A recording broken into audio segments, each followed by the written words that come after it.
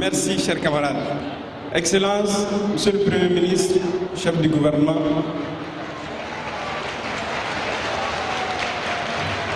Monsieur le Premier vice-président de l'Assemblée nationale, Honorable Moussa Tembine, Honorable député élu à l'Assemblée nationale, Monsieur le ministre de la Jeunesse et de la Construction citoyenne, Mesdames, Messieurs les ministres du gouvernement de la République du Mali, Messieurs les ministres de la jeunesse des pays amis ici présents, Excellences, Mesdames, Messieurs les ambassadeurs, Excellences, Monsieur Michel Sidibé, patron de l'ONU-SIDA, qui nous fait l'insigne honneur d'être parmi nous ce matin, Mesdames, Messieurs les représentants des institutions de coopération bi- et multilatérales, Monsieur le Président du Comité national d'organisation du sommet Afrique-France, Madame la Présidente de l'Union panafricaine de la jeunesse, chère amie, camarade Francine Mouyouba, chers membres du Comité exécutif de l'Union panafricaine de la jeunesse, Monsieur le Président du Rejarnu Afrique, camarades et amis présidents des conseils nationaux de jeunesse ici présents, chers camarades, amis et indispensables accompagnateurs de la diaspora, chers camarades membres du comité exécutif national du CNJ Mali, chers membres du comité d'organisation, camarades participants, membres des régions et des communes du district de Bamako, Madame le gouverneur, Monsieur le maire de la commune 5,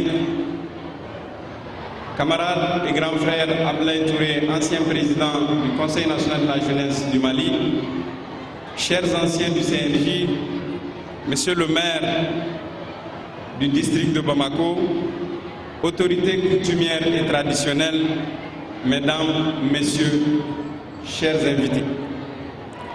Jeunesse africaine, jeunesse du continent, jeunesse de la diaspora, du Mali vous accueille aujourd'hui en sœurs et frères, en amis et partenaires de cœur.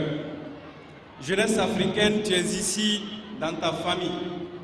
Sois la bienvenue aujourd'hui et pour toute la vie. Jeunesse africaine, tu es ici en famille. Tu peux tout partager. Tu peux tout partager de tes joies, de tes souffrances, de tes rêves, de tes envies, de tes idées, tes projets et même tes regrets ou critiques. Jeunesse africaine, jeunesse de la diaspora, nous sommes ici ensemble pour regarder dans la même direction, celle de notre avenir.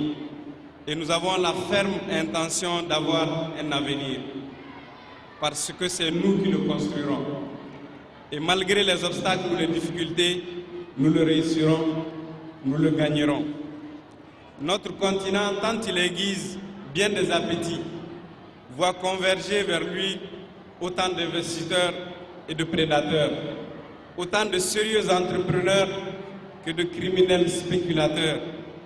La richesse diverse et immense de l'Afrique, tout autant que ses faiblesses structurelles, de tous ordres, captivent, attirent, séduisent et mobilisent pratiquement tous les acteurs socio-économiques politico-étatiques et militaro-stratégiques des autres continents, pour qui notre continent est le nouvel Eldorado. Cependant, beaucoup regardent notre continent avec l'œil d'un oiseau, mais ils sont myopes. D'autres avec l'œil d'un nègre, quelques-uns souvent avec l'œil d'un crocodile. Ils sont à la fois myopes et aveugles. Peu le regardent simultanément avec deux yeux, l'œil d'un éléphant, le plus sage des animaux, et l'œil d'un lion, le roi des animaux. L'Afrique doit donc être regardée avec respect, accompagnée avec dignité, développée avec rigueur. Outre ses ressources naturelles, ses valeurs familiales et son énergie créatrice, l'Afrique possède un trésor inestimable, pourtant si visible, mais tellement ignoré, sa jeunesse. Jeunesse vivante, connectée, talentueuse, audacieuse, mais jeunesse désœuvrée, esseulée, accablée, angoissée, découragée, asphyxiée dans ses élans, blessée dans ses envies, brimée dans ses rêves, écartée de l'emploi, parfois embarquée par la délinquance, quelquefois embrigadée par les groupes mafieux ou terroristes et malheureusement, trop souvent, si désespérée et si désemparée qu'elle choisit le chemin de l'immigration. Chers camarades, la Méditerranée n'est plus une mer, c'est un mouroir. La Méditerranée n'est plus un trait d'union entre deux continents, c'est un point de rupture entre l'espoir et la détresse. Un homme en détresse, sans espoir, est une bombe en retardement. Un cimetière marin organisé par des requins criminels, broyeurs de vie, de milliers de vies de nos sœurs et frères enfants africains. Quand un Africain choisit de rejoindre dans la clandestinité l'Europe, il n'a pas vraiment conscience de sa démarche, que sa démarche est sans doute suicidaire. Mais nos États en sont très souvent pour responsables et nous y avons aussi notre part de responsabilité. Parce que rien ne les retient ici, ni un emploi, ni une perspective d'avenir, ni le cercle familial et amical. Parce que nous avons d'urgence à rendre service à la vie et non à la mort. Donc je le dis avec force, à rendre service à la vie de nos sœurs et frères, d'autant plus urgemment que notre monde se cherche, se combat et pourrait se fracturer entre chaos, guerre, menaces, inégalités, précarité, injustice et phénomènes croissants. Notre monde universalise la peur, tant celle de l'autre que de demain. Face à cette immigration clandestine, nous devons raisonnablement nous interroger sur notre degré de prise de conscience envers ce fléau, la migration de la détresse et sur notre réelle capacité à l'enrayer. Notre pays s'honore d'accueillir la France et l'Afrique pour ce 27e sommet. Il est légitime que l'immense jeunesse, tant malienne qu'africaine, espère qu'il soit plus qu'une rencontre institutionnelle, étatique, conclue par un communiqué commun, consensuel, listant quelques bonnes résolutions. Un sommet, finalement, ce n'est pas le point le plus haut d'où l'on regarde en bas, mais ce doit être une étape majeure pour voir plus loin, pour fixer un cap, pour affirmer une vision. Et pour notre jeunesse, de lui inventer un avenir et de lui forger tant les armes éducatives, citoyennes et morales que les outils professionnels, sociaux et sociétaux pour le réussir. Les dirigeants politiques ne peuvent pas, ne peuvent plus, excusez-moi ce terme un peu fort, séquestrer l'avenir de la jeunesse africaine pour en définir entre eux le sort, entre dogmes obsolètes, théories défraîchies et recettes indigestes. Ils doivent nous libérer des systèmes du passé avec la jeunesse, engager une réflexion collective, porteuse d'avenir, fait ensemble de concertation, de coopération et d'imagination avec réelle et saine ouverture d'esprit dans le respect. La jeunesse n'attend pas de promesses d'un progrès promoteur de tout, mais revendique d'être partenaire, acteur et coacteur de son avenir, afin de s'accomplir. Je le redis avec force, chers camarades, la jeunesse est intelligente. Son intelligence est génératrice d'organisation, de mobilisation, de développement et à terme d'un bonheur construit et qu'elle mérite sur son continent. Bien des chantiers, des espaces de créativité et d'innovation sont donc à ouvrir et à réaliser en tout domaine. Permettez-moi d'en évoquer 3 parmi tant d'autres, tout aussi importants. Mais le temps m'est compté. Savoir, c'est pouvoir.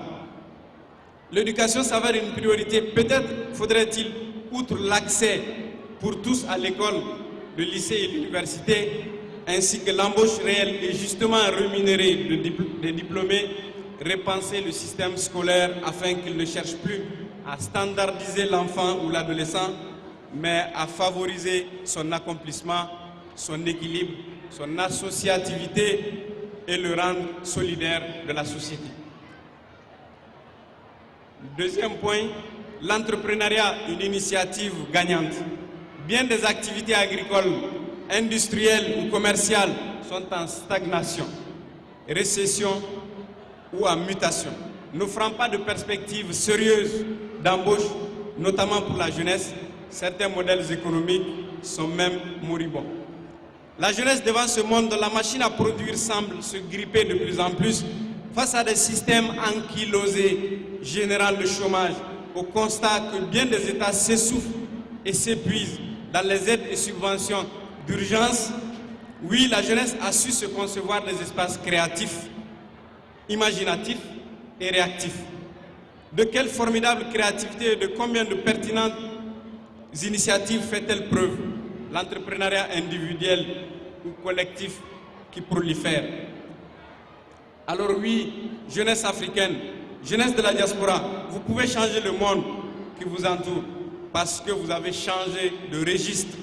Vous avez pris conscience de votre propre énergie créatrice et vous avez osé. Osons désormais et plus que jamais entreprendre par nous-mêmes. En troisième et dernier point, la lutte contre le terrorisme par l'engagement citoyen. Des mots terribles, violents, mortels, envahissent et fragilisent notre quotidien, générateurs d'incertitude, d'angoisse, de peur, d'insécurité. À la perverse tactique de ces criminels, nous devons opposer une stratégie de la vie. À ceux qui veulent briser ou voler nos vies, nous répondons que nous allons prendre grand soin de nos vies par l'engagement citoyen.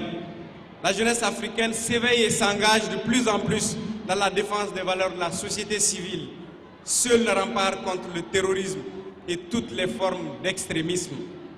La jeunesse africaine se lève de plus en plus pour faire entendre sa voix, affirmer sa volonté de voir plus de transparence et d'équité dans la vie politique, exiger tant le respect d'une constitution nationale que d'un scrutin électoral et refuser tout pouvoir autocratique. Plus qu'un sursaut ou un épiphénomène, cet engagement citoyen, la jeunesse africaine sait aujourd'hui qu'il construira le devenir du continent. La jeunesse africaine ne veut plus du terrorisme et des guerres qui martyrisent les peuples. Elle entend vivre et grandir en paix. Ce forum de la jeunesse africaine et de la diaspora, prenons-le comme une formidable et véritable opportunité pour faire bouger les lignes que beaucoup voudraient voir figées pour contrôler son destin. Ce forum, chers camarades, c'est l'occasion de dire à tous nos dirigeants certaines vérités. Oui, nos vérités, celles qui sortiront de nos ateliers et débats, en nous référant peut-être à ce conseil de Mao Tse-tung qui dit, je le cite, « La vérité doit s'inspirer de la pratique. C'est par la pratique que l'on conçoit la vérité. Il faut corriger la vérité d'après la pratique. » Fin de citation. Démontrons que nous ne sommes pas de doux rêveurs, mais une jeunesse pratique, audacieuse, responsable, citoyenne. En conclusion, je souhaite que ce forum de la jeunesse puisse marquer profondément de son empreinte constructive et imaginative l'avenir de notre continent et ouvre enfin à toute la jeunesse des perspectives digne et tangible de développement personnel et de progrès collectif.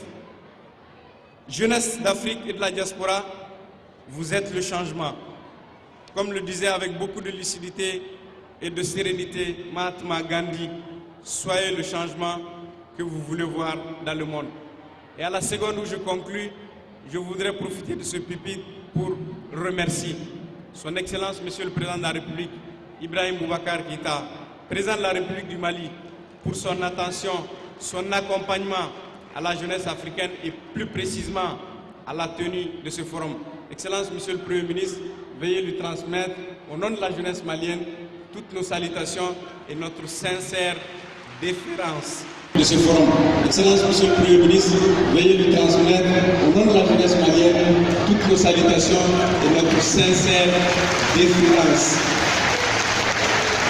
Comment ne pas remercier notre ministre de la Jeunesse à travers tout le gouvernement, tous les ministres qui accompagnent la jeunesse malienne dans son quotidien. Merci, Monsieur le ministre, pour l'accompagnement dont vous avez fait montre, vous et votre cabinet, pour que ce jour soit.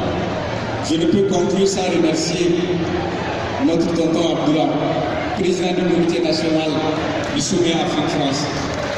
Nous avons parcouru beaucoup de chemin ensemble pour être ici ce matin. Je vous dis tout simplement, je vais utiliser cette fameuse formule Chienara, c'est nous faut de la région de Sikasso pour vous remercier, qui dit merci pour hier, merci pour aujourd'hui et merci pour demain. Hier, il y a eu des choses, aujourd'hui nous sommes ici, demain nous avons encore besoin de tout le monde, bien entendu.